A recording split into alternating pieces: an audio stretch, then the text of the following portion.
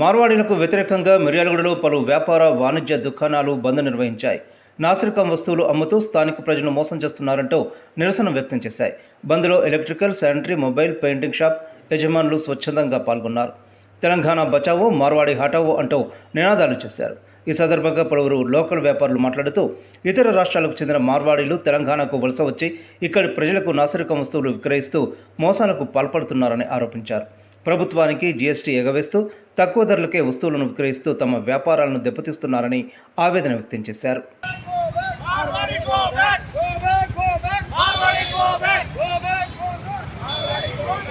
తెలంగాణ బచావో, మార్వాడి హటావో.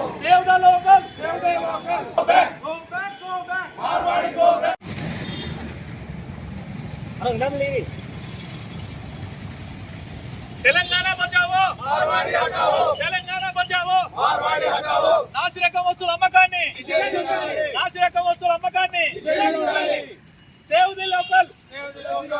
కూడా డివిజన్ బంద్ చేయడానికి స్వచ్ఛందంగా మా వ్యాపార సంస్థలన్నీ నిర్ణయించుకొని ఈరోజు బంద్ చేయడం జరుగుతుంది.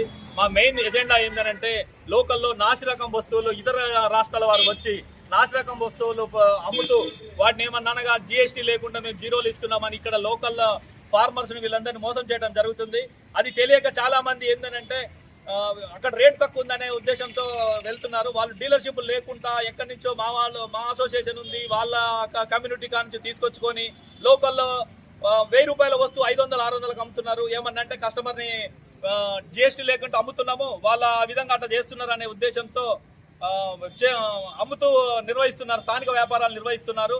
దీనివల్ల ఏంటంటే కన్జ్యూమర్స్ మోసపోతున్నారు. ఆ విషయం కూడా వాళ్ళకి తెలియకుండా వాళ్ళు ఏ వస్తువు కొంటున్నారు అనేది కూడా వాళ్ళకి అర్థం కాకుండా ఆ వస్తువులు కొనుక్కొని వెళ్ళి తర్వాత ఇబ్బంది పడుతున్నారు. లోకల్లో ఎంప్లాయ్మెంట్ కూడా పోతున్నది. ఈ రకంగా వీళ్ళు ఏంటంటే వాళ్ళకి నచ్చినట్టు ఒక కమ్యూనిటీని వాళ్ళు బేస్ చేసుకొని వేరే విధంగా తీసుకుంటూ వస్తారు. మా నినాదం వాళ్ళని పోవద్దంటాం కాదు, వాళ్ళని రావద్దంటాం కాదు, ఎవరైనా వ్యాపారాన్ని నిర్వహించుకోవచ్చు. కానీ వాళ్ళు డీలర్షిప్ లేకుండా నాసిరకం వస్తువులు అమ్ముతున్నారు. దానికి వ్యతిరేకంగా మా పోరాటం. దరిదాపుగా ఎన్నో సంవత్సరాలు బ్రిటిష్ వారు మనల్ని పాలించారు. ఆ బ్రిటిష్ వారిని పారదోలడానికి మన తాతల తండ్రులు ఎంతో కష్టపడ్డారు. ఆ తర్వాత తెలంగాణ తెచ్చుకోవడానికి కూడా అదే పరిస్థితి. ఇప్పుడు బీహార్ నుంచి కానివ్వండి, మార్వాడులు కానివ్వండి వచ్చి స్వచ్ఛందంగా ఇక్కడ పని చేసుకుంటూ ఇక్కడ నాసిరకం వస్తువులు అమ్ముకోవడం అనేది చాలా ఇబ్బందికర విషయం. మీరందరూ కూడా తెలుసుకోవాల్సింది ఏంటంటే తీసుకునేటప్పుడు దీనికి జిఎస్టీ ఉందా లేదా, జిఎస్టీ తీసుకుంటే గవర్నమెంట్కి చెల్లుబాటు అవుతున్న అమౌంట్ కూడా దాన్ని గుర్తించి ప్రజలందరూ కూడా ఐకమత్యంగా ఉండి మిర్యాలగూడ పట్టణమే కాదు తెలంగాణ యావత్ కూడా వీళ్ళు పూర్తి స్థాయిలో వాళ్ళకి ఆందోళనలు తీసుకురు. మీరందరూ కూడా తెలుసుకొని మరి మా స్వచ్ఛందంగా ప్రతి షాప్ కూడా బంద్ చేసుకొని మేము ఇలా బంద్ చేయడం జరిగింది. మీరందరూ కూడా అర్థం చేసుకొని మాకు సహకరించాలని ఉండేటోళ్ళం మేము, స్థానికంగా వ్యాపారం చేసుకునేటోళ్ళం మేము. కానీ ఈరోజు వ్యాపారాలు చేయలేని పరిస్థితి వచ్చింది. ఎందుకంటే మార్వాడి వాళ్ళు తీసుకొచ్చే డూప్లికేట్ వస్తువుల మీద కానీ, వాళ్ళు కట్టని ట్యాక్సుల మీద కానీ, వాళ్ళు జిఎస్టీ లేకుండా అమ్మే ప్రతి వస్తువు కూడా కస్టమర్కి తెలవట్లేదు. అది మేమేమో డైరెక్ట్ కంపెనీ నుంచి మేము తీసుకొని మేము సేల్ చేస్తున్నాం, వాళ్ళు ఇండైరెక్ట్గా తీసుకొని వస్తున్నారు. కాబట్టి వాళ్ళకి మాకు కొంచెం తేడా వస్తుంది. కానీ ఇది ఓవరాల్గా ఇది నష్టపోయేది కస్టమర్. అది మీరు గమనించాలి.